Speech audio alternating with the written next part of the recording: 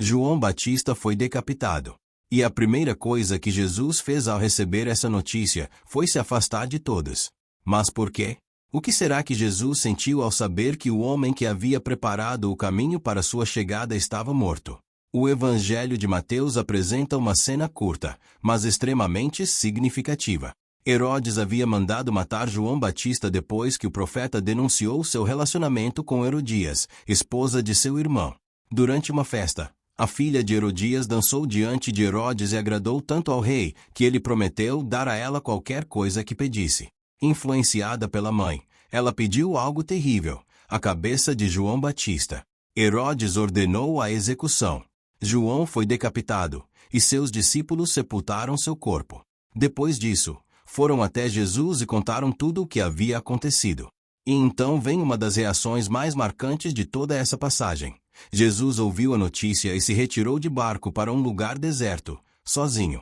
A Bíblia não diz exatamente quais palavras Jesus falou naquele momento, nem descreve detalhadamente suas emoções. Mas sua atitude deixa claro que ele precisava se afastar. João não era apenas um profeta qualquer.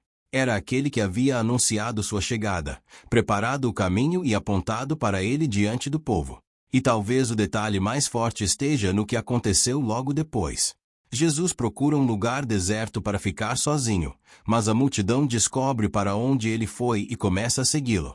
Quando Jesus chega ao local, encontra milhares de pessoas esperando por ele.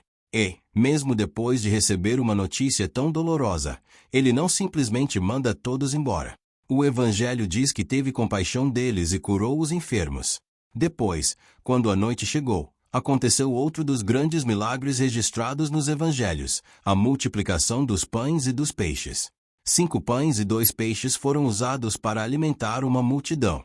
Perceba o contraste. Jesus acabará de receber a notícia de uma morte brutal. Ele havia procurado um lugar isolado.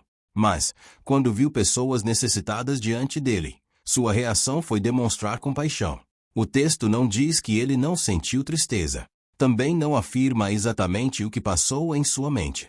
Mas mostra algo que não pode ser ignorado. A dor de Jesus não o impediu de continuar sua missão. João Batista havia sido morto porque teve coragem de confrontar Herodes.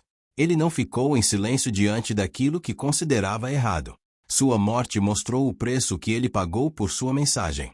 E quando Jesus recebeu essa notícia, ele poderia ter escolhido parar. Poderia ter permanecido isolado. Poderia ter deixado aquela multidão seguir seu caminho. Mas não foi isso que aconteceu. Jesus saiu daquele momento de isolamento e voltou a atender as pessoas. Ele curou, ensinou e alimentou uma multidão.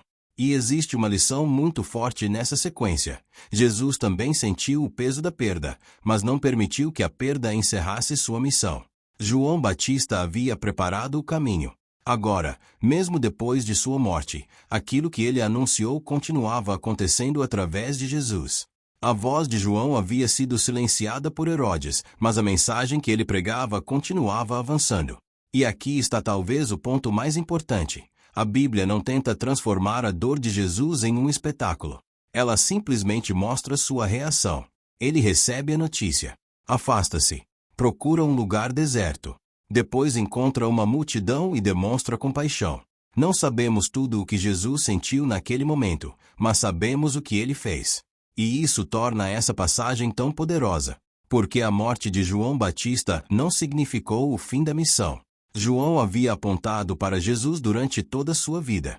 E mesmo depois que João morreu, Jesus continuou exatamente aquilo que João havia anunciado. O homem que preparou o caminho havia partido, mas aquele para quem ele apontou continuava caminhando. João morreu. Jesus sentiu o impacto daquela perda. Mas a missão continuou.